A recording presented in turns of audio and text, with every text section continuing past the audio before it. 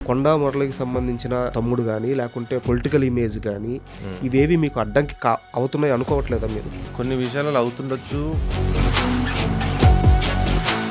కొండ సురేఖ అక్క, కొండ మురళి అన్న అంటే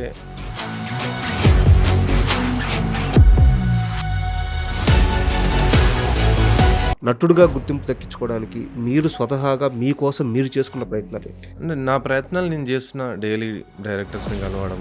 ఏంటంటే మరి అది నా టైం బ్యాడ్ అది లేదు, లేదంటే నా క్యారెక్టర్ ఇస్తే ఏమన్నా ప్రాబ్లం అవుతుందా అనేది లేదు. అలాగే కొంత డైరెక్టర్స్ రోజు పొద్దున్న లేసే కలిసి తిరుగుతాం. బలగం సినిమాలో ఏ రోల్ మీకు వచ్చి మిస్ అయింది? బలగం సినిమాలో మంచి పెద్ద క్యారెక్టరే. వేణు డైరెక్టర్ ఫోన్ చేశాడు నేను అప్పుడు. ఏ సినిమా మీద ఇష్టంతో ఎంతో డబ్బులు కూడా లాస్ అయ్యారు? ఎంత అంటే బాగా ఒక 5 to 6 years పోయినాయి. అండ్ సురేందర్ రెడ్డి గారితో ఏంది ఆ స్పెషల్ అసోసియేషన్ ఎలా మీకు? సురేందర్ రెడ్డి గారు మంచి పరిచయం. ఇప్పుడు నెక్స్ట్ అయింది పవన్ కళ్యాణ్ గారితో సినిమా. అవును, ఆర్జీవి గారితో ఆల్రెడీ ఒక ట్రావెల్ ఉంది కాబట్టి ఇన్నేళ్ల తర్వాత ఆయన ఎందుకు కలవాలనిపించలేదు? ఆయనతో ఒక ప్రాజెక్ట్ కానీ ఆయన సినిమాలో ఒక ఛాన్స్ కానీ ఎందుకు ఆయన అప్రోచ్ అవ్వలేదు నాకు. ఎందుకంటే ఇప్పుడు అంత మంచి ప్రాజెక్ట్, అంత స్కోప్ ఇచ్చారు ప్రొడ్యూసర్స్. సడన్గా ఆర్జీవి ఎంటర్ అయ్యి దాన్ని మొత్తం భ్రష్టు పట్టించేసింది.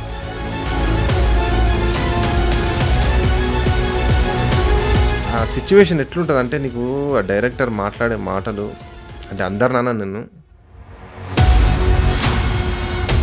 ప్రశాంత్ ఎలాంటి మైండ్ సెట్తో ఇకపైన ట్రావెల్ చేయబోతున్నారు? Hi, welcome to my show. ఒక్కసారి సినిమాని ప్రేమిస్తే ఆ ప్రేమ, ఆ పిచ్చి జీవితాంతం పోదు. సినిమా కోసం పరితపిస్తున్నా, సినిమానే శ్వాసగా బతుకుతున్నా, వేరే ఇతర ఫీల్డ్లో స్టార్స్గా ఎదిగిన, ఫైనాన్షియల్గా కానీ పొలిటికల్గా కానీ సామాజికంగా కానీ ఒక స్థాయికి చేరిన ఎలాంటి వారికైనా ఒక్కసారి సినిమా పిచ్చి పడితే ఆ పిచ్చి ప్రేమ జీవితాంతం వదలదు. అలాంటి పిచ్చి ప్రేమ సినిమాపై పెంచుకొని ఈరోజు సమాజంలో తనకంటూ ఒక గుర్తింపు దక్కించుకున్నా సరే సినిమా అవకాశాల కోసం, సినిమా ఛాన్సుల కోసం 10 ఏళ్లుగా తన వంతుగా 100% కష్టపడుతున్న వ్యక్తి ప్రశాంత్ కార్తి. ఈరోజు వారు మనతో ఉన్నారు. ఆయన గురించి పరిచయం చేయాలంటే మనకి ధృవ సినిమాలో రామ్ చరణ్ పక్కన పోలీస్ గ్యాంగ్లో ఒకరిగా చేశారు. అలాగే కొండా సినిమాలో ఆర్కే క్యారెక్టర్లో అద్భుతమైన నటన కనపరిచారు. అప్పట్లో ఆర్జీవి గారి నుంచి ప్రశంసలు కూడా అందుకున్నారు. సో ప్రశాంత్ కార్తి ఈరోజు మనతో ఉన్నారు. ఆయన అడిగి ఆయన సినీ కెరీర్ ఎలా సాగుతుందో ఒకసారి తెలుసుకుందాం. హాయ్ సార్, నమస్తే. నమస్తే సార్. యాక్చువల్గా మీ ఇంటర్వ్యూ అన్నప్పుడు నాకు ఒక 2022 ఆ టైంకి ఆ కొండా మూవీ రిలీజ్ అయినప్పుడు ఆర్కే క్యారెక్టర్ అంటే నాకు తెలిసి సినిమా పరంగా ఎలాంటి ట్రైనింగ్ కానీ యాక్టింగ్ కానీ మీరు చిన్నప్పటి నుంచి తీసుకొని ఉండరు. మీ జర్నీ వేరు. బట్ ఒక్కసారిగా ఒక అవకాశం వస్తే అంత అద్భుతమైన నటన ప్రాణం పెట్టి చేశారు. నాకు ఆ రోజు ఈ యాక్టర్ కొత్తగా కనిపిస్తున్నారు కానీ సినిమా మీద చాలా ప్రేమ ఉందని ఆ రోజు అర్థమైంది. సో మీరు కనిపించినప్పుడు ఆ మాట చెప్పాలి అనుకున్నాను. ఫస్ట్ ఆ మాట చెప్పి ఇంటర్వ్యూ స్టార్ట్ చేస్తున్నాను. సార్ ఏం సార్ ఇప్పుడు ఎలా ఉంది సినీ జర్నీ, ఎలా సాగుతుంది? ఓకే, పర్లేదు. ఇప్పుడు ఒక ప్రాజెక్ట్ జరుగుతుంది, ప్రీ ప్రొడక్షన్. రీసెంట్గా ఈటీవీలో పోతుగడ్డ అని ఒక మూవీ, అదే లాస్ట్ మూవీ నాది. ఇంకోటి కూడా ప్రీ ప్రొడక్షన్ జరుగుతుంది, అదే వర్క్లో ఉన్నాం ప్రజెంట్ అయితే. ఓకే. అండ్ ఒక్కసారి మీ నోటితో ఇప్పటిదాకా మీరు చేసిన ఆ సినిమాలు, మీకు గుర్తింపు తీసుకొచ్చిన సినిమాలు, వాటి గురించి ఒక్కసారి చెప్తారా? నాకు గుర్తింపు తీసుకొచ్చిన సినిమా అంటే ఫస్ట్ చేసింది ధృవ. తర్వాత బాగా గుర్తింపు అంటే కొండా మూవీ చేసిన. కొండా మూవీ ఏంటంటే అదొక బయోపిక్, కొండా మురళి అన్న స్టోరీ బయోపిక్. అది ఆర్కే అంటే అందరు తెలిసింది. ఆర్కే అంటే ఒక నక్సలైట్ ఎక్స్మిస్ట్ పెద్ద క్యారెక్టర్ ఇచ్చారు. ఆర్జీవి డైరెక్షన్ అంటే కూడా దాంతో. కాకపోతే మన ఆ మూవీ కొంచెం అంత హిట్ కాలేకపోయింది. అయినా కూడా బట్ ఇచ్చిన ఇంపాక్ట్ మాత్రం బాగా యాజ్ అ క్యారెక్టర్ ఆర్టిస్ట్గా మాత్రం నాకు గుర్తింపు అయితే వచ్చింది. దాని తర్వాత రీసెంట్గా బాగా గుర్తింపు వచ్చిందంటే పోతుగడ్డ ఈటీవీ ఓటీటీ చంద్రశేఖర్ మన చంద్రశేఖర్ ఏలేటి సార్ ప్రొడ్యూసర్. దానికి వాళ్ళ sister producer. Chandrasekhar Yeleti sir అంటే సిస్టర్ ప్రొడ్యూసర్. డైరెక్టర్ వచ్చేసి రక్షా వీరన్ అని ఇంతకుముందు రక్త చరిత్ర ఆర్జీవి గారితో చేసినాడు. రక్త చరిత్ర యాక్చువల్లీ అయిందే మూవీ. ఉమ్. ఆర్జీవి డైరెక్షన్లో వీళ్ళు రిలీజ్ చేశారు. సార్ ఇక్కడ దాకా మీ సినీ ప్రయాణం కొన్ని రోజులు సాగుతుంది, కొన్ని రోజులు ఆగుతుంది, కొన్ని రోజులు సాగుతుంది, కొన్ని రోజులు ఆగుతుంది. బట్ మీ వంతుగా అయితే 100% ప్రయత్నాలు పెడతా ఉన్నారు. అవును. ఈ మధ్యకాలంలో అంటే ఈ అవకాశాలు వచ్చి పోతూ ఉన్న ఈ మధ్యకాలంలో నటుడుగా గుర్తింపు దక్కించుకోవడానికి మీరు స్వతహాగా మీకోసం మీరు చేసుకున్న ప్రయత్నాలు ఏంటి? అంటే నా ప్రయత్నాలు నేను చేస్తున్నా. డైలీ డైరెక్టర్స్ని కలవడము, ఉమ్. అన్ని ప్రయత్నాలు చేస్తున్నారు. ఏంటంటే మరి అది నా టైం బ్యాడ్ అది లేదు, లేదంటే నా క్యారెక్టర్ ఇస్తే ఏమన్నా ప్రాబ్లం అవుతుందా అనేది లేదు. డైరెక్టర్స్ కానీ ఎవరికైనా ఉమ్. క్యారెక్టర్స్ వచ్చి పోతున్నాయి నాకైతే. అది ఉమ్.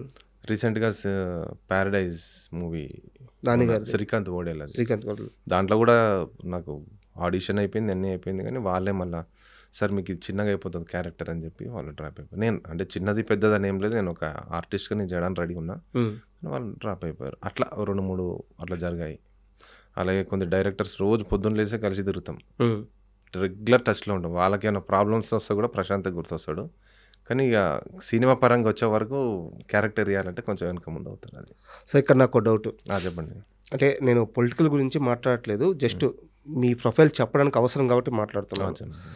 కొండా మురళి గారికి తమ్ముడు మీరు, అంటే బ్రదర్ లెక్క ట్రీట్ ఇంకా లెక్క లేదు. ఎందుకంటే ఆయన ఎక్కడ ఉంటే అక్కడ ఉంటారు.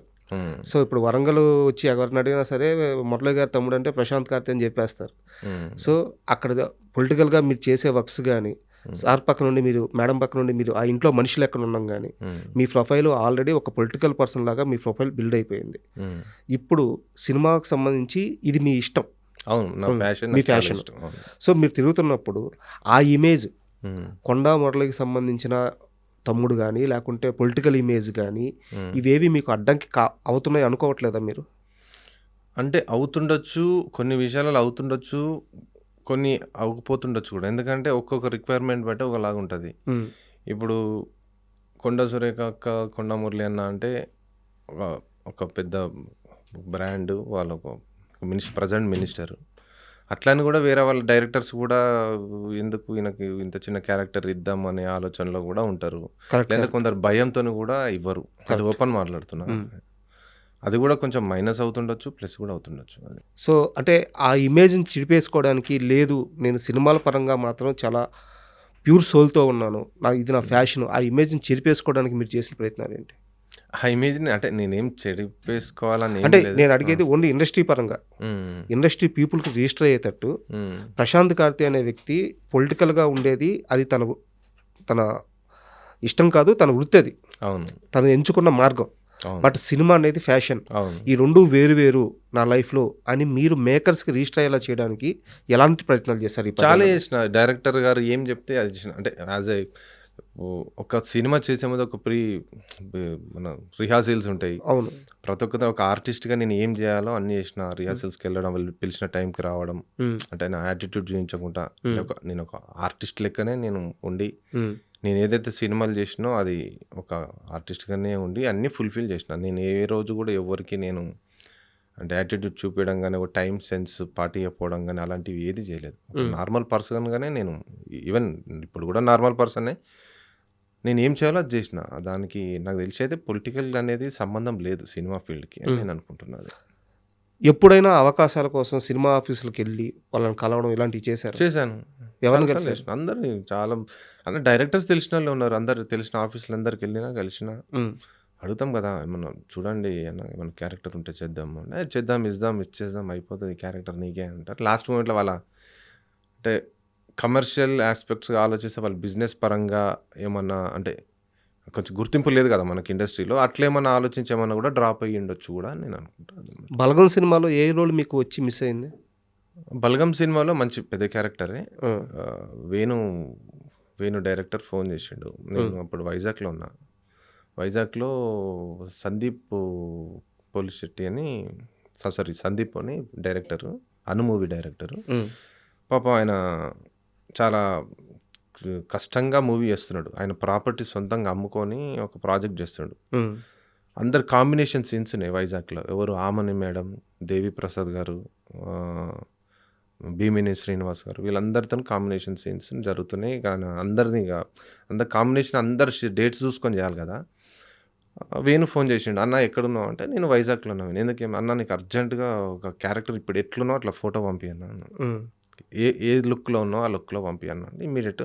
ఎందుకు పోయినట్టు సినిమా చేస్తున్నా మనకు దిల్ రాజుతో ఓకే అయిపోయిందన్న ప్రొడ్యూసర్, మనం సినిమా చేస్తున్నామన్నా అంటే కొంచెం పరిచయం వేరే ఇద్దరం కలిసి ఒక ప్రాజెక్ట్ చేసినాం అట్లా కొంచెం క్లోజ్. వేణు జబర్దస్త్ చూసి చేస్తున్నప్పుడు కూడా క్లోజ్ అనమాట. అట్లా పంపిస్తున్నావేనని గడ్డం బియర్డ్ ఉంది నాకు ఫుల్గా. బియర్డ్ ఉండి అన్న గడ్డం తీసేయాలన్నా నువ్వు ఇమ్మీడియట్ రేపు బయలుదేరి వచ్చాయన్న అన్నాడు.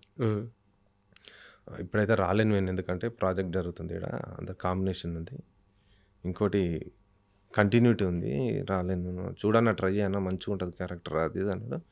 కానీ ఇలా వదిలిపెట్టుకొని అయితే పోలేను, ఎందుకంటే సందీప్ పాపం ఆయన ప్రాపర్టీ అమ్మే ఒక సినిమా చేస్తున్నాడు. నాకు అంటే ఈయన కూడా చూడాలి, ఆలోచించాలి కదా, అందరూ అంతా కాంబినేషన్ కరెక్ట్ దానికి రాలేనులే వేణు అని చెప్పేసిన. అది అట్లా నేను బలగంలో డ్రాప్ అయిపోయాను. అది లేదా మంచి క్యారెక్టర్, ఆ క్యారెక్టర్ నేను చెప్పను, best beautiful character. Regret feel అయ్యారా అనవసరంగా పోయింది అని చెప్పేసి? అంటే ఇక ఫీల్ అయ్యాను, కానీ ఇక ఇది కూడా ఇంపార్టెంటే కదా. ఇప్పుడు దిల్ రాజు బ్యానర్ అని చెప్పి వీళ్ళని నేను డ్రాప్ చేయలేను కదా. కరెక్ట్, ఇండస్ట్రీలో ఆ కమిట్మెంట్ ఖచ్చితంగా ఉండాలి. అది కమిట్మెంట్ అనేది ఇంపార్టెంట్. వైఫ్ అండ్ హస్బెండ్ కష్టపడుతున్నారు ఇక్కడ, ఇద్దరు మొగుడు పిల్లలు ఇద్దరు కష్టపడుతారు, ఆస్తి అమ్ముకొని వచ్చి సినిమా చేసారు. అందుకని ఇది ఇంపార్టెంట్ అనుకున్నా నేను, దానివల్ల నేను డ్రాప్ అయిపోయాను. అండ్ నాకు తెలిసిన సమాచారం ఏంటంటే ఇదే సినిమా మీద ఇష్టంతో ఎంతో డబ్బులు కూడా లాస్ అయ్యారు. అవును, చాలా విలువైన సమయం, చాలా విలువైన డబ్బు, చాలా నష్టపోయారు. ప్రొడ్యూస్ కూడా చేసినట్టున్నారు కొన్ని సినిమాలు, 2 సినిమాలు ప్రొడ్యూస్ చేసిన, 3 చేసిన, 3 సినిమాలు. ఎంత నష్టపోయారు? ఎంత అంటే బాగా ఒక 5 to 6 years పోయినాయి. యాక్చువల్ ప్రొడ్యూస్ చేయడానికి కారణం ఏంటంటే కూడా అది మధు అని ఈజ్ ఎన్ఆర్ఐ, అంటే ఎన్ఆర్ఐ క్యాండిడేట్, డైరెక్షన్ అంటే బాగా ప్యాషన్ ఉంది ఆయనకు. మీరే అనుకున్నాను సార్, మన ప్రశాంత్ గారు మనం చేద్దాం, ప్రాజెక్ట్ చేద్దాం, అది ఇది ప్రొడ్యూసర్స్ అది ఇది అని చెప్పి అంటే ఓకే చేద్దాం మధు అన్నట్టుగా మనం అంత ప్రీ ప్రొడక్షన్ జరుగుతుంది, అంత జరుగుతుంది, రోజు రిహార్సల్స్ జరుగుతున్నాయి. అనంత మూవీ చెప్తున్నాను. అయిన తర్వాత ఏమైంది, ఆ ప్రొడ్యూసర్ ఆయనకు హ్యాండ్ ఇవ్వడం ఏదో జరిగితే, ప్రశాంత్ గారు మరి మనం చేద్దామా ఇట్లా నాకు కూడా ఇన్వెస్ట్మెంట్ ప్రాబ్లం అవుతుంది అది ఇది అంటే, మనం ఎంత బడ్జెట్ అవుతుంది మనం అంటే 50 to 60 lakhs క్లోజ్ చేయొచ్చు, ప్రమోషన్ 1 yearలో మనం కొట్టేయచ్చు మూవీ అన్నట్టుగా టాక్స్ వచ్చినాయి అన్నమాట. సర్లే అన్నట్టుగా నేను అప్పుడు జస్ట్ ఫస్ట్ మూవీ అదే నాది ప్రొడక్షన్ చేసాడు. సరే మధు అన్నట్టుగా డైరెక్షన్ ఆయన ప్రీ ప్రొడక్షన్ ప్రొసీడ్ అయిపోయి మనం మూవీ షెడ్యూల్ వేసుకున్నాము. దాని షూటింగ్లోకి వెళ్ళిపోయినాం. ఓ 10 to 15 days షూట్ ఉంటుంది అన్నాడు. 15 హార్డ్లీ అంటే 20 days అంటే ఒక ఇల్లునే ఒక ఇంట్లోనే మనం ఇక వర్బలే ఉంటుంది, అంటే డిస్కషన్ మీదనే ఇది నేను ఒక సినిమా, ఇది English movie man from earth అని జిరోమీ బిగ్స్బీ డైరెక్టర్ది మూవీ, దాని మీదనే చేస్తున్నా అని చెప్పి ఓకే బాగుంది, స్టోరీ కూడా బాగుంది, డిఫరెంట్గా ఉంది అన్నట్టుగా చేసినాం. చేసిన తర్వాత ఏమైందంటే అది ఈ డైరెక్టర్ ఏం చేసిండంటే జిరోమీ బిగ్స్బీకి ఇన్స్టాగ్రామ్లో మెయిల్ పెట్టిండు, I'm your inspiration, me story బాగుంటుంది, మీ స్టార్ వార్స్ రైటర్ కదా మళ్ళా బాగుంటుంది అది ఇది అని చెప్పి అతనికి మెయిల్ పెట్టేసిండు. అతను ఏం చేసిండు, నాకు కాలిఫోర్నియా నుంచి నాకు డైరెక్ట్గా ఒక 20 pages నోటీస్ పంపించేసిండు. అబ్బా ఇవి నా రైట్స్, ఇవి మీరు ఎట్లా చేస్తారు, ఏం కథ, నేను లీగల్గా పోతా, చాలా చాలా ఖతర్నాక్గా పెట్టిండు. నేను మధు మీద సీరియస్ అయిపోయి, నేను మధు ఏంది ఎందుకు పెట్టి నేను ఓడబెట్టమన్నాడు, లేదంటే ఇంత సీన్ అయితే నేను ఎక్స్పెక్ట్ చేయలేదు. ఎందుకు కాదు మధు, ఇప్పుడు షూటింగ్ స్టార్ట్ అయింది, షూటింగ్ అయిపోయింది, షూటింగ్ ఆల్మోస్ట్ అయిపోయింది, ఒక 10 days అయిపోయింది, అప్పటికే ఇన్వెస్ట్ చేసేసారు, అయిపోయింది, షూట్ అయిపోయింది, అంత అయిపోయింది. ఇక ఆ మెయిల్ ఇక ఆయనను కాంప్రమైజ్ చేయడానికి నాకు ఒక 6 నెలల నుంచి 1 year పట్టింది. బా కాలిఫోర్నియాలో మా రిలేటివ్స్ ఉండడం, మాకు తెలిసి ఉండడం వల్ల ఆయన దగ్గరికి వెళ్ళి మళ్ళా అడాప్షన్ చేసుకునే మూవీ, ఆయనకు ఒక అమౌంట్ కమిట్మెంట్ అయ్యి అక్కడనే డాలర్స్ కన్వర్ట్ చేసి పెద్ద ఇష్యూ అయింది అది. అంటే మనం అది చెప్పుకోలేదు, కానీ ఇప్పుడు మీరు అడుగుతున్నారు కాబట్టి చెప్పిన అట్లా దాంట్లో మనం 50-60 లక్షలు చేయబోయేది ఇంకా ఎక్కువ అయిపోయింది. అది దిగాం, రంగంలో దిగినాం, ఎట్లయినా చేయాలి కదా, తప్పదు ఇక అన్నట్టుగా అది ఫస్ట్ మూవీ.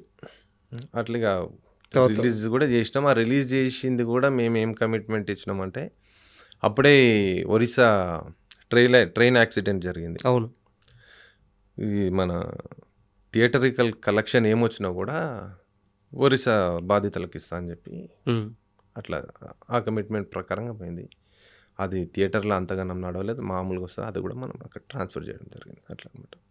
సో అలా తర్వాత టోటల్ లాస్ అది. సో 5-6 కోట్లు అలా 2 సినిమా 3 సినిమా. ఇది ఒక 1.5 2, ఇంకో సినిమా ఒక 2.5 వరకు పోయింది. మళ్ళీ టైం ముఖ్యంగా టైం. టైం. ఎందుకంటే యాక్చువల్గా పొలిటికల్గా మీది ఎంత పెద్ద ప్రొఫైలో నాకు తెలుసు.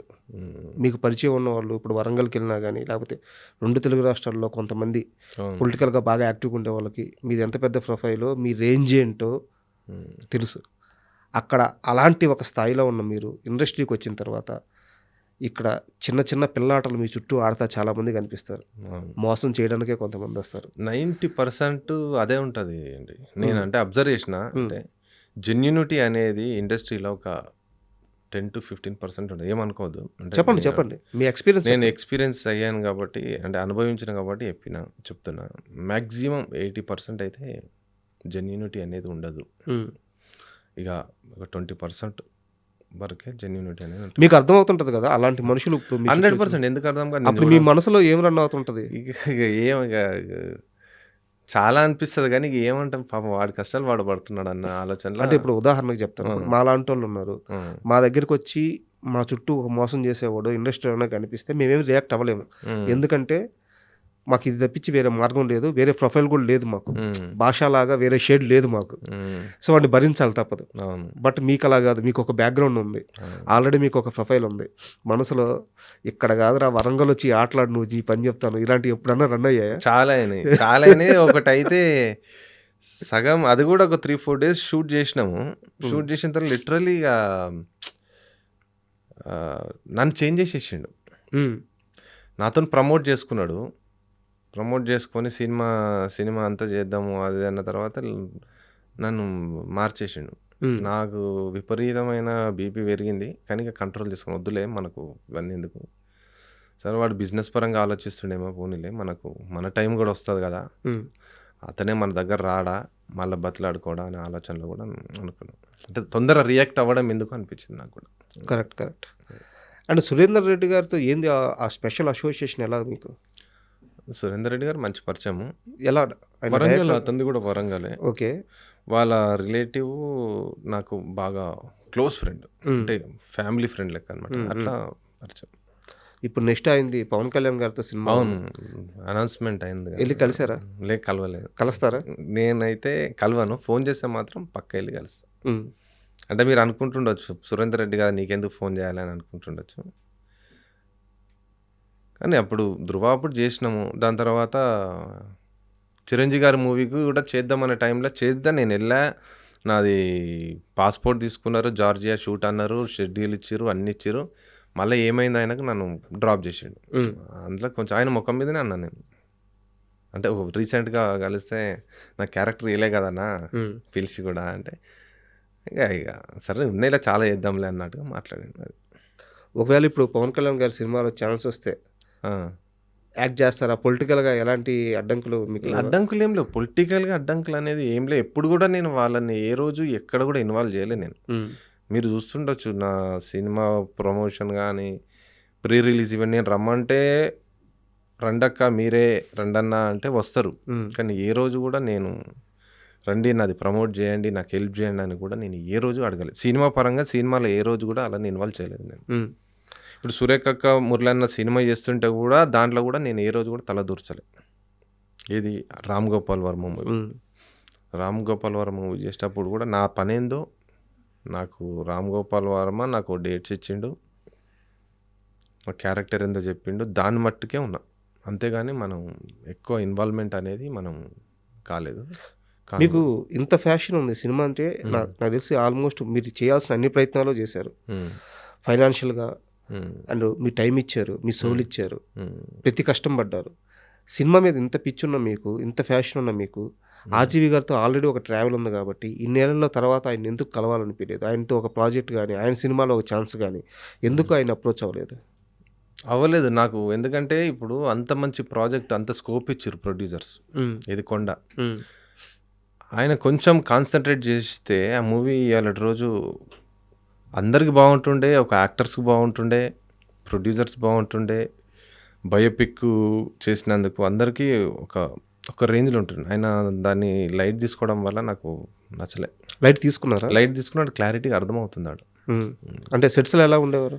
సెట్స్‌లో మామూలుగా వచ్చేది, లొకేషన్ వచ్చి షూట్ చేసేది వెళ్ళిపోయేది. కానీ అంటే లైట్ మీన్స్ స్టోరీ బాగుంటుంది. మూవీ ఫిలిం అనేది కొంచెం క్లారిటీతోని క్వాలిటీతో తీస్తే ఇంకా బాగుంటుండే అని అంతే. నీకు ఎక్కడ తక్కువ ఏం లేదు కదా, నీకు ఇంతే బడ్జెట్ అని ఏం లేదు కదా. బడ్జెట్ హెవీ బడ్జెట్ ఇచ్చిర్రు. ఆయన మరి ఎందుకు అట్లా చేసిండో అది కూడా ఇప్పటి వరకు కూడా అది క్లారిటీ లేదు. తర్వాత ఎప్పుడు అడగలేదా మీరు? మీరు కానీ మురళి గారు కానీ? మురళన్న కూడా ఏం అడగలేదు, ఆయన పట్టించుకోడు అసలు. నేను కూడా ఒకసారి అడిగి ఉంటా కానీ మూవీస్ మనం చెప్పలేము అది సర్లే అనుకున్నాను అంతే. అది పెద్ద దెబ్బ అది యాక్చువల్లీ. 'కొండ' మూవీ కనుక ప్రాజెక్ట్ కనుక సక్సెస్ అయితే మామూలుగా ఉండపోతుండే. కరెక్ట్. అంటే తెలంగాణలో ఒక బ్రాండ్. అంటే అక్కడ ఆ క్యారెక్టర్కి ఆ జర్నీ ఉంది కదా. సో 'కొండ మురళి' అనే క్యారెక్టర్కి ఆయన ఎక్కడి నుంచి వచ్చారు, ఏం సాధించారు, ఈ రోజు ఎక్కడున్నారు? యాక్చువల్లీ ఆ ప్రాజెక్టు సుమన కుటేర్ అని కర్ణాటక బయోపిక్స్ చేసింది ఆమె.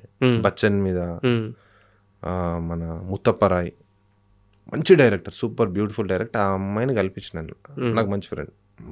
మంచి కల్పిస్తే ఆమె ప్రాజెక్టు ఒక 3 months ప్రీ ప్రొడక్షన్ అంతా వరంగల్లో ఉండి అన్ని కలెక్షన్ చేసుకుంది. మురళన్న గురించి బుక్లు చదవడం కానీ ఆయన గురించి అంతా చేసుకొని అంతా చేసిన తర్వాత సడన్గా ఆర్జీవి ఎంటర్ అయ్యి దాన్ని మొత్తం భ్రష్టు పట్టించేసింది. అండ్ యాక్చువల్గా ఈ ఇండస్ట్రీలో అవకాశాల కోసం దీన్ని నమ్ముకొని చాలామంది సంవత్సరాల తరబడి తిరుగుతూ ఉంటారు. అవును. బట్ ప్రశాంత్ నీడ్ అది కాదు. సో మిమ్మల్ని ప్రశాంత్ అని పిలుస్తారు, కార్తీ అని పిలుస్తారు ఎక్కువ.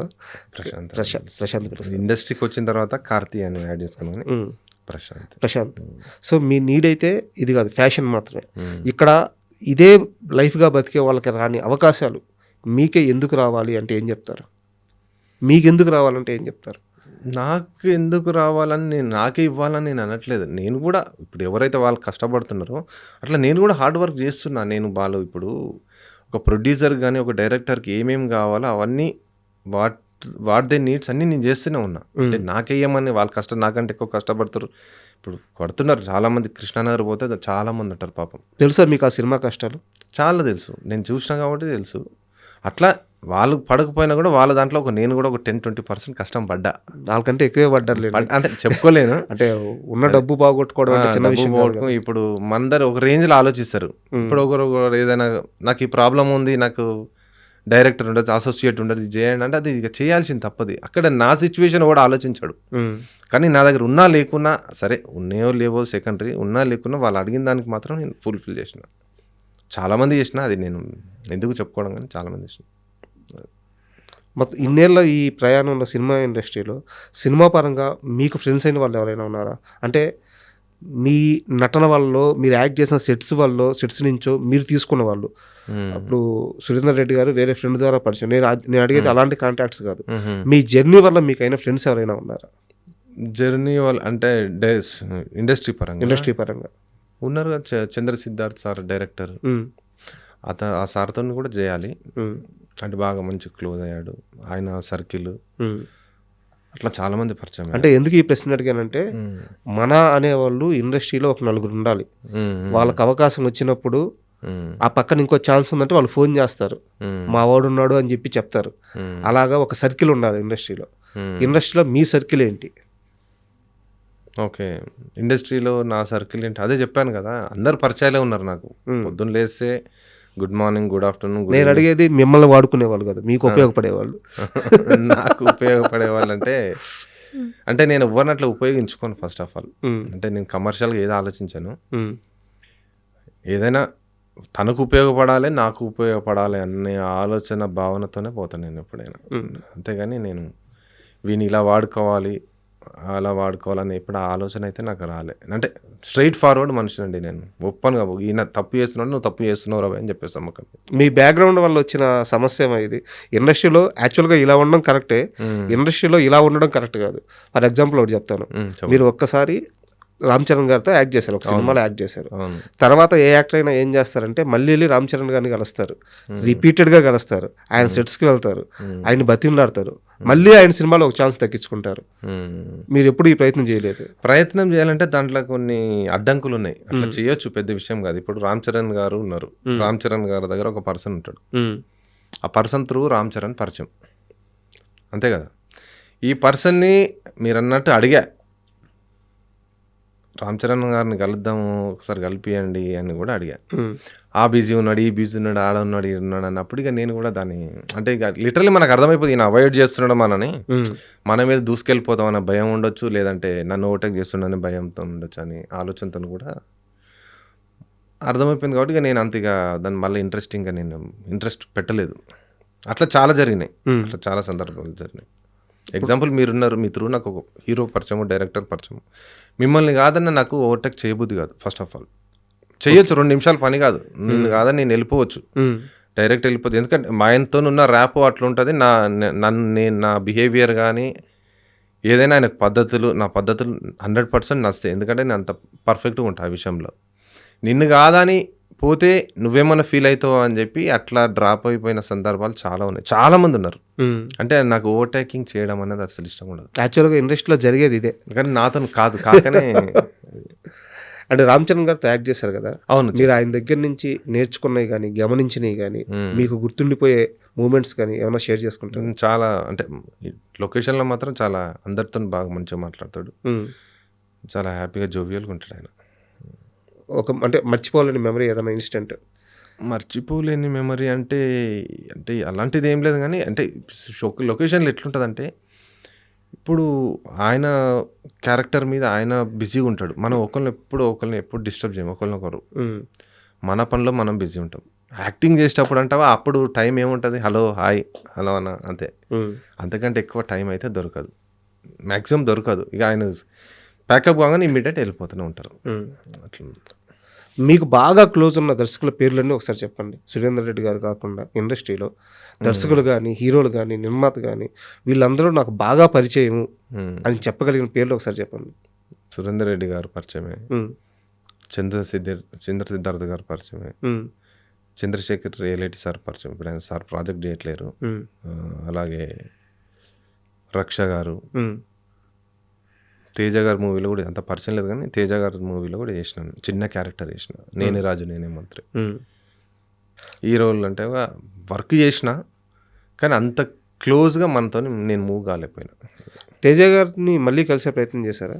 తేజ గారే ఒకసారి ఫోన్ చేశారు, ఏది మన ఎవరు ఇప్పుడు రానా వాళ్ళ బ్రదర్ మూవీ అహింస మూవీ అప్పుడు నాకు కాల్ చేసిండు. మా ఆయనది కూడా క్యారెక్టర్ కూడా బాగుంది, చెయ్యి అది అన్నాడు. మళ్ళీ లాస్ట్ మూమెంట్లో ఏమైందో డ్రాప్ అయిపోయింది.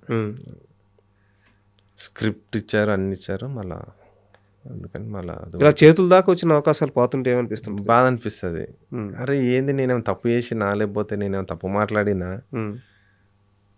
మనం ఏమైనా యాటిట్యూడ్ నుంచి అలాంటిది అస్సలు ఉండదు నాకు. అందరితో కలుసుకుంటూ వెళ్ళిపోతాను నేను. కాదు ప్రశాంత్ గారు, నాకు డౌట్. మీ ప్లేట్ నిండా ఆల్రెడీ భోజనం ఉంది, మీ కడుపు నిండిపోయి ఉంది. అంటే ఈరోజు కొత్తగా ఈ ఫీల్డ్లో నిరూపించుకోవాల్సిన అవసరం అయితే మీకు లేదు. మీకంటూ ఒక లైఫ్ ఉంది, మీకంటూ ఒక గుర్తింపు ఉంది, మీకంటూ ఒక ఫాలోయింగ్ ఉంది, అన్నీ ఉన్న మీకు ఎందుకు ఈ పిచ్చి సినిమా అంటే ఇంత పిచ్చి దేనికి? అంతే, అదే కదా. అంటే ఎలా మొదలైంది అసలు? స్కూల్ టైమింగ్ నుండి నాకు, అంటే స్కూల్ టైమింగ్లో farewell parties, annual day functions అయ్యేటప్పుడు కూడా నేను యాక్ట్ చేసిన, డ్యాన్స్లు చేయడం కానీ, యాక్టింగ్ చేయడం కానీ అప్పటి నుండే ఉంది. కాకపోతే కొన్ని మధ్యలో కొంచెం ట్రాక్ వేరే రూట్లోకి వెళ్ళిపోవడం వల్ల మళ్ళీ ఎట్లయినా సినిమా చేయాలని చెప్పి అంటే చేయాలని నేను అనుకోలేదు, చేయాలని మనసులో ఉంది, కానీ ఒక డైరెక్టర్ నన్ను క్యాచ్ చేసిండు, దానివల్ల అటు వెళ్ళిపోవాల్సి వచ్చింది. అది అలాగే ఉండిపోయింది మైండ్. అది అలాగనే ఉంది. అరే నాకు కూడా ఇంట్రెస్ట్ ఉంది కదా, చేస్తే బాగుంటుంది కదా అన్నట్టుగా ఆ ప్రాజెక్టు కూడా దెబ్బ పడింది. అంటే ఇది ఎట్లుంటుంది అంటే, ఇప్పుడు డైరెక్టర్స్ అనే వాళ్ళు ఎట్లుంటారు, మీరు అన్నారు కదా ఇందాక, ఇండస్ట్రీలో మ్యాక్సిమం చీటింగే ఉంటుంది కదా అని లిటరల్లీ నాకు జరిగింది అదే. ఉమ్, నన్ను ప్రొడ్యూస్ చేయమనిలే ఫస్ట్.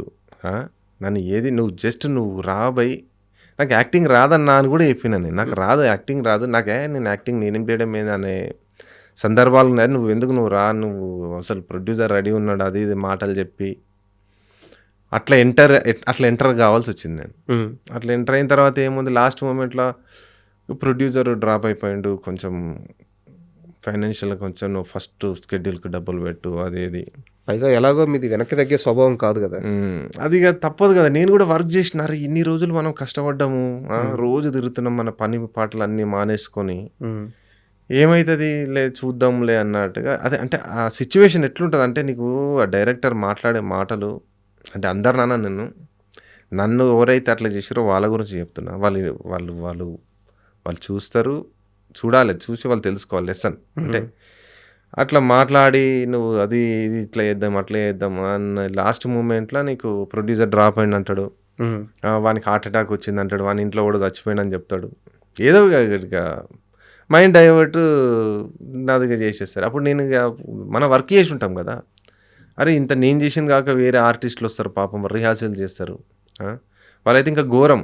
ఇప్పుడు రిహార్సల్స్ స్టోరీ వినడానికి వచ్చేటప్పుడు నీకు వాళ్ళకి పేమెంట్ ఇవ్వరు. ఉమ్, ఇప్పుడు మనకంటే పేమెంట్ అవసరం లేదనుకో. ఇప్పుడు వాళ్ళు ఉంటారు కదా, అవును. వాళ్ళు రోజు యాక్టింగ్ చేసినా రోజు 1000, 2000, 3000 వచ్చేటోళ్ళు చాలామంది ఉంటారు. అట్లా నెలలు వచ్చి వాళ్ళు రిహార్సల్ చేసి లాస్ట్ మూమెంట్లో డ్రాప్ అయినాము అది అంటే ఎట్లుంటుంది. అవును, వాళ్ళకి అదే జీవితం కదా. ఒక ఆర్టిస్ట్ కష్టాలు ఘోరంగా ఉంటాయి. మనకంటే ఇది కాకుండా నడిపిస్తాం అనుకో, అందరు రెడీ ఉన్నారన్నా అదన్నా ఇదన్నా అని చెప్పారు కాబట్టి చెప్తారు లాస్ట్ మూమెంట్ సరే మనం చేద్దాంలే అన్నట్టుగా అట్లా మూవ్ చేసిన దాని తర్వాత మళ్ళీ కొంచెం ఫస్ట్ కొన్ని 2-3 రోజులు చేయగానే వాని యాటిట్యూడ్ చేంజ్ అయిపోతాడు డైరెక్టర్. ఉమ్, వాడు సినిమా సెట్లాగా వెళ్ళిపోగానే ఇక వాని బుద్ధి చూపించుకుంటాడు.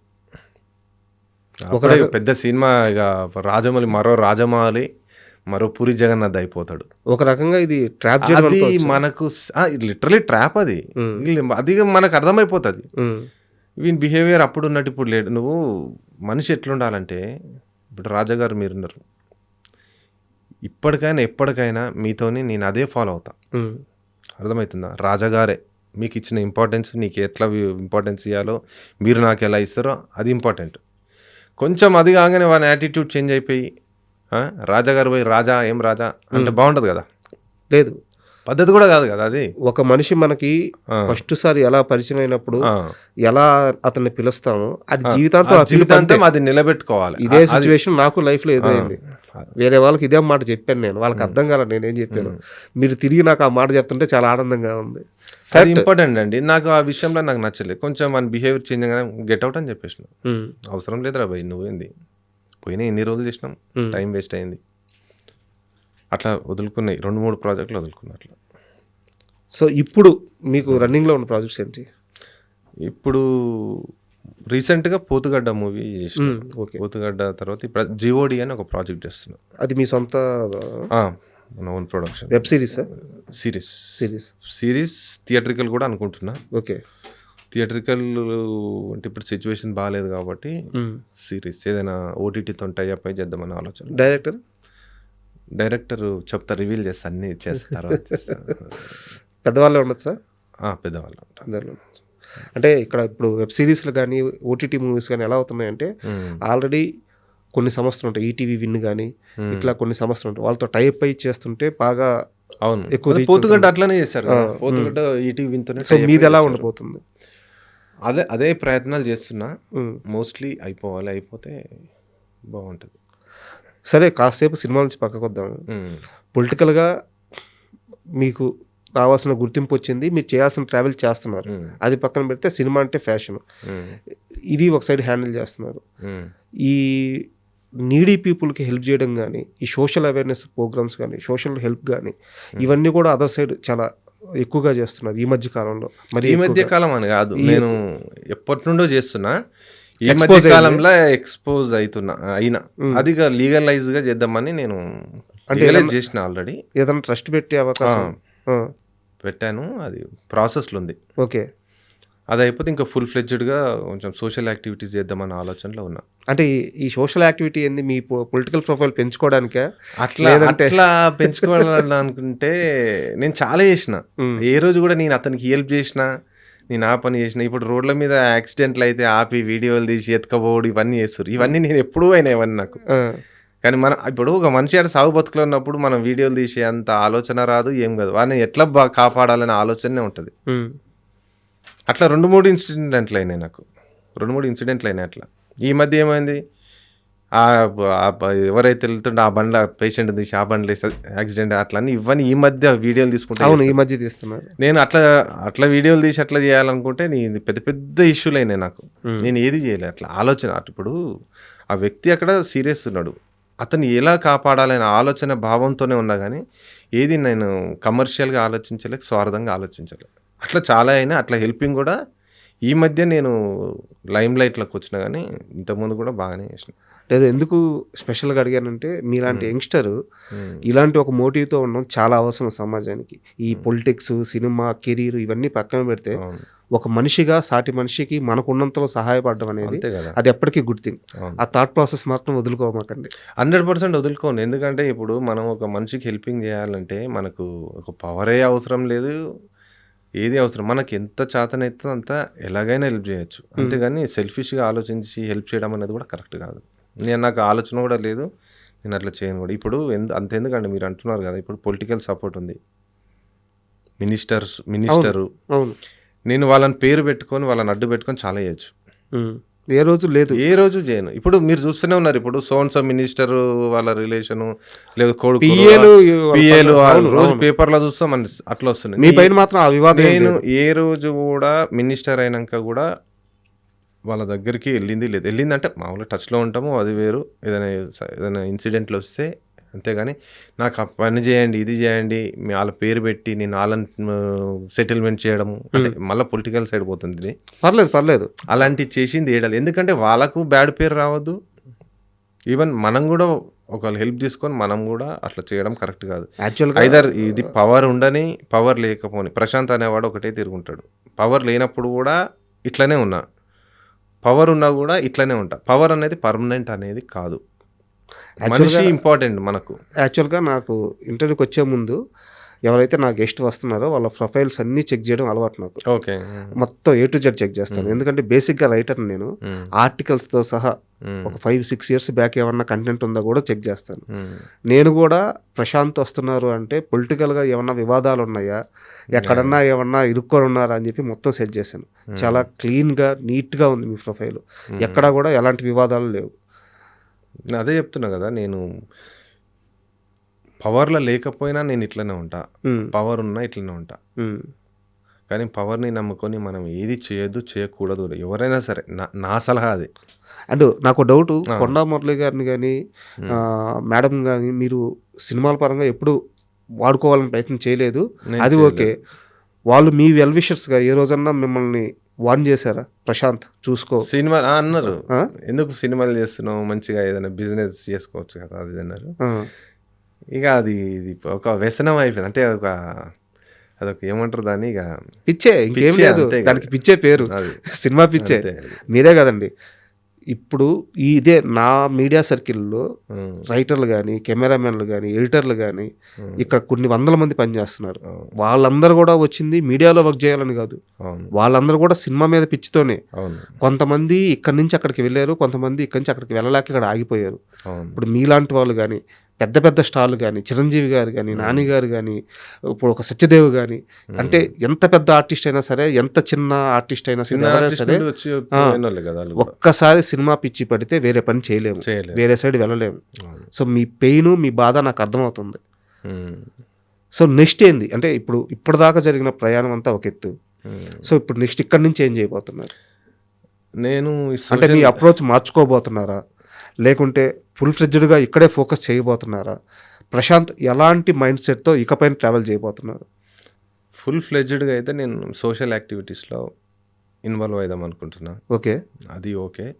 ఇక సినిమాలు అంటావా, ఇది ఇక మనకు తెలిసిందే కష్టాలు. అది ఏమన్నా మంచి ఆపర్చునిటీ ఉందంటే ఐ కెన్ ప్రొసీడ్ అవుతా. ప్రజెంట్ అయితే అలా ఉంది. అంతేగాని నాకు చెప్పండి. యాక్చువల్గా ఒకటి స్ట్రైక్ అయింది. చెప్పండి. బలగం సినిమాలో మంచి ఛాన్స్ వేణుగారే ఫోన్ చేస్తే అదో కుదరలేదన్నారు. ఇప్పుడు వేణుగారు ఎల్లమ్మ అనే మూవీ చేస్తున్నారు. అవును. వెళ్ళి అప్రోచ్ అయ్యారా మళ్ళీ? అవ్వలేదు. అవుతారా? అవ్వను. అదే కదా నా మెంటాలిటీ. మరి అవ్వాలి కదా. సినిమా సినిమా అంటే ఇంత ఇష్టం ఉంది, సినిమా కోసం అన్నింటిని పక్కన పెడుతున్నారు. ఇంత ఇష్టం ఉన్నప్పుడు వెళ్ళి కలిస్తే ఏమవుద్ది? కలవచ్చు. మళ్ళీ కొంచెం అవాయిడ్ చేసిండు అనుకో, ఇక మనకు ఆ పెయిన్ అనేది ఇక ఒక రేంజ్లో ఉంటుంది. అందుకే నేను వాళ్ళ రిక్వైర్మెంట్ నిజంగా నా రిక్వైర్మెంట్ ఉందంటే నేను తెలిసినోనే అరే పలానోడు ప్రశాంత్ ఈ క్యారెక్టర్ సెట్ అవుతాడు అన్న ఆలోచన కలిగితే వాళ్ళ ఫ్రెండ్ సర్కిల్తో టచ్ చేయగలుగుతా, నో ఇష్యూ. అంతేగాని నేను వెళ్ళి ఫోన్ చేసి మళ్ళీ అంటే కొంచెం కష్టమే నాకు. ఎందుకంటే ఎక్కడి నుంచి వచ్చింది ఈ మొహమాటం?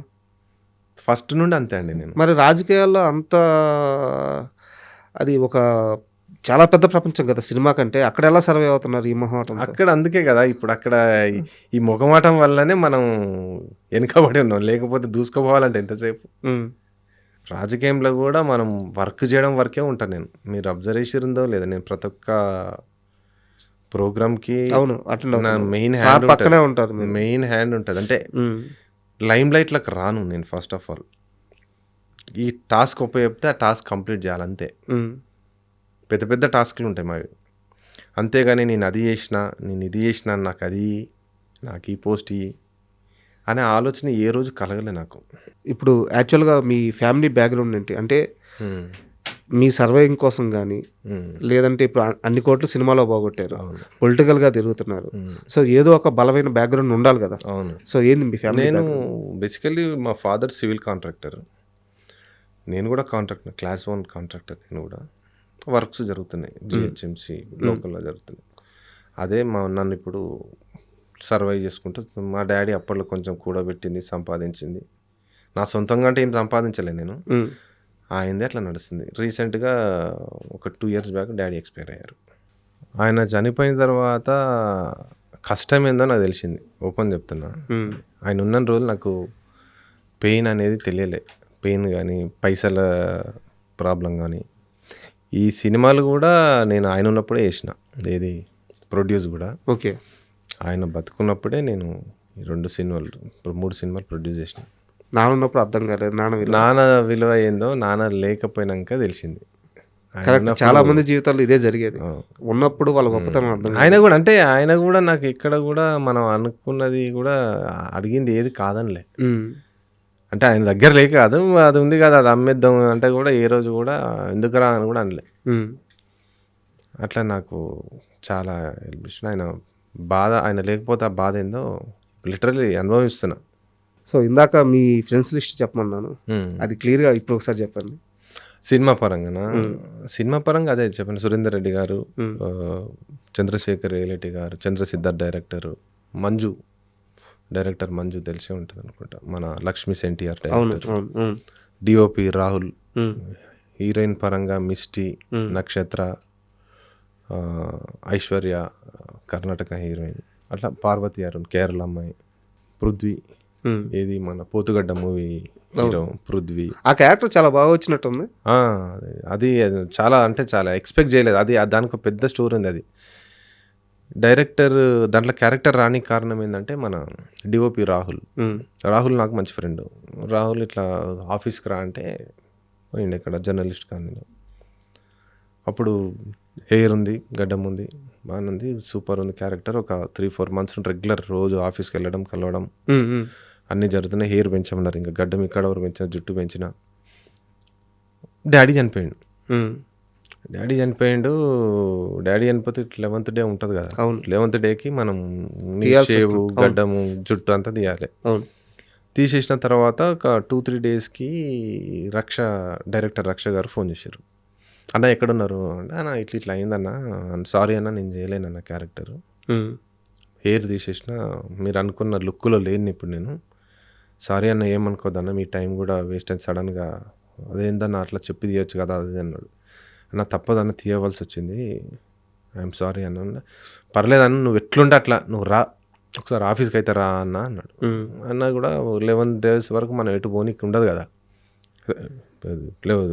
బయటికి వెళ్ళకూడదు. కర్మకాండాలు చేసిన వాళ్ళు బయట కర్మకాండాలు అయిపోయిన తర్వాత అంత గడ్డం అవన్నీ తీసేసిన తర్వాత మళ్ళీ ఒక 1 వీక్ 10 డేస్ మళ్ళీ ఫోన్ చేసిండు. అన్న ఒకసారి రా అన్న ఆఫీస్కి, నీకు ఎందుకు నువ్వు రా అన్న అన్నాడు. గుండు హెయిర్ లేదు.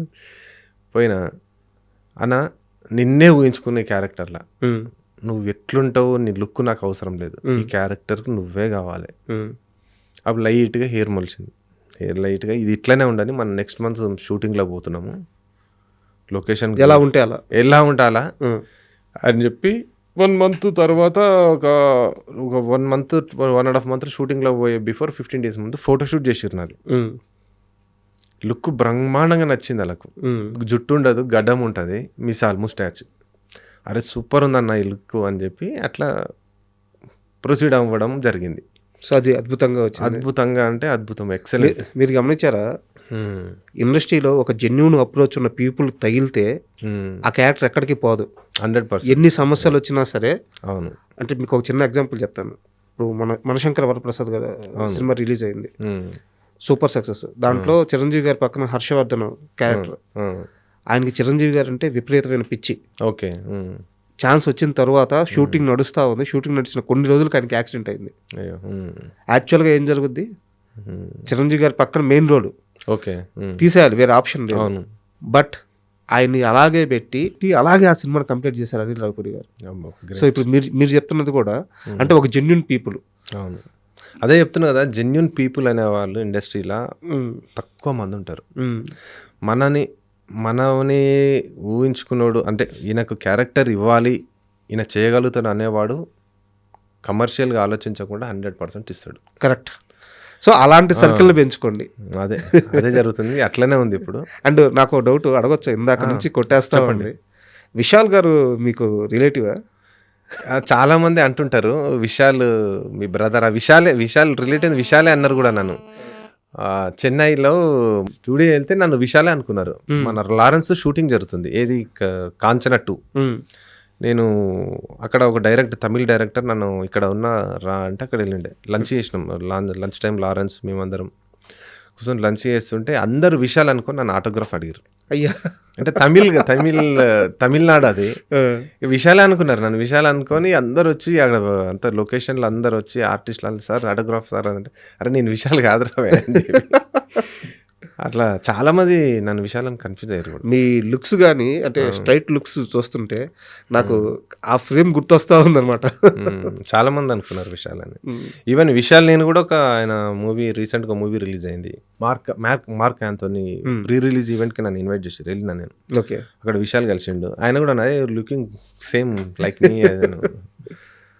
జనాలను ఎక్కువ మాట్లాడి కుదరలే కానీ మళ్ళీ కలుద్దాం అన్నది సపరేట్. అండ్ అనంత మూవీ ఈ మధ్య ఒక మూవీ వచ్చింది, అది మీ మూవీనా? అది కాదండి, యాక్చువల్లీ అనంత నేను 2023లో రిలీజ్ చేసిన.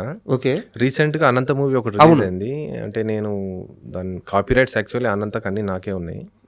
ఫౌంట్ కూడా అట్లనే ఉంటుంది, ఫౌంట్ అట్లనే ఉంటుంది, అన్నీ ఉంటుంది. కానీ నేను దానికి యాక్షన్ తీసుకోలే, వదిలేసిన. అది మీకు అయితే రైట్స్ ఉన్నాయి కదా? 100% మనకే ఉన్నాయి రైట్స్, మనకే ఉన్నాయి. మరి రాకూడదు కదా, 10 years ఎంతో టైం పీరియడ్ కానీ మిమ్మల్ని అప్రోచ్ అయ్యారా వాళ్ళు?